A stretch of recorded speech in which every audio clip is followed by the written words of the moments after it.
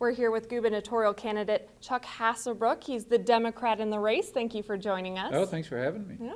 Well, let's start off with a big endorsement yesterday, Lincoln Journal-Star. How does that impact the race, do you think? Well, it always helps. It helps to have the endorsement of neighbors for neighbors. It helps to have the endorsement of newspapers and major organizations. You know, I think in this day and age, people have grown weary of all the political advertising, and so the endorsements of respected people and respected institutions count for more than ever. Great. We had a lot of viewer questions asked them on Facebook, and one of those was raising the minimum wage. Yeah. What are your thoughts on that? I support raising the minimum wage. You know, the average CEO of a major corporation in America made 20 times their average worker when I was a child 50 years ago. Today they make 275 times the average worker. McDonald's, the CEO makes 1,200 times the average worker. And we value work, honest labor in Nebraska, and if we value honest labor, we ought to honor it with the dignity of paying a wage in which people can feed their family without relying on public assistance. Another big issue here in Nebraska, prison reform, and our viewers asked, what would you do about that, and also would the Hastings Regional Center be part of that? Well, it could be. One of the things we need more space for in Nebraska in our prison system is for mental health treatment and drug treatment, and so I think the Hastings Regional Center could very well be a part of that. You know, we have a number of challenges in the prison system, and the first is, and this one the governor can do on his own, and I will do it on day one, is the governor has the authority, just hasn't used it, to take away every day of automatically granted good time from prisoners who demonstrate by misconduct in prison that they're a threat to public safety. The current governors refuse to do it. I'll do it on day one, because we have to stop turning violent criminals loose to prey on Nebraskans.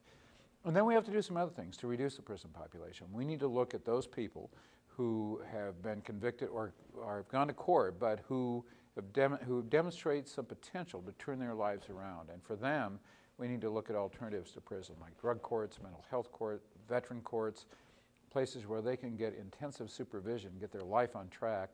It costs a whole lot less for taxpayers than prison, and generally is much more effective than prison, enabling people to become productive citizens.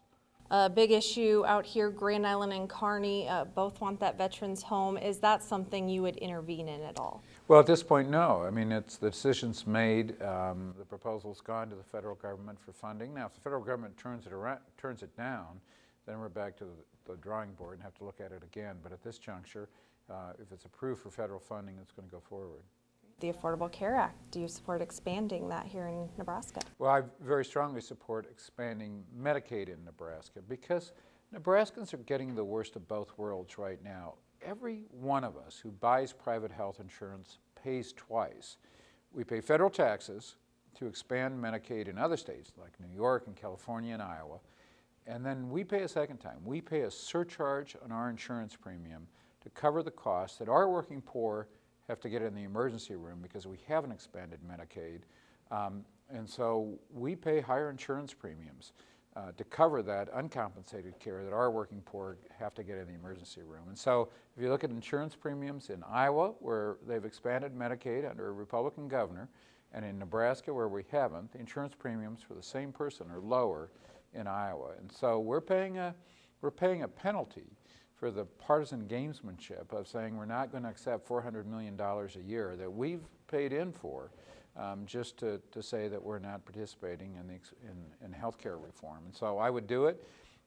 The direct beneficiaries are by and large the working poor. They're families that work hard every day, they have kids, but they're just not making enough to afford the cost of health insurance. And I think if they're working hard every day, they deserve the chance to have health coverage. We had your opponent on the other day. He said that some of the ads that are being run by you and your supporters say that he's going to raise taxes on the middle class and cut them for the wealthy. He says that's not true. What do you say to that? Well, he has a track record. We all have track records. And Pete Ricketts founded, funded, and ran the Platt Institute, which was, I think, one of only 2 organizations in Nebraska that testified in support of a bill last year that would have eliminated income taxes, and by virtue of that, cut taxes for just the highest income Nebraskans, cut taxes on financial corporations, and raise them on farmers and ranchers and 80% of Nebraskans by putting a sales tax on prescription drugs, hospital rooms, students' dormitory rooms, and for farmers there's seed, fertilizer, equipment, and fuel. And you know, you can't be out there fighting to provide tax relief to the rich one year at the expense of the middle class, and then expect us to believe that if we elect you governor the next year, you're going to fight for the middle class when you have a track record working against them. And that's the criticism we're making of Pete Ricketts, and I think it's an accurate and fair criticism. All right. Well, thank you very much for joining us, Mr. Hassebrook.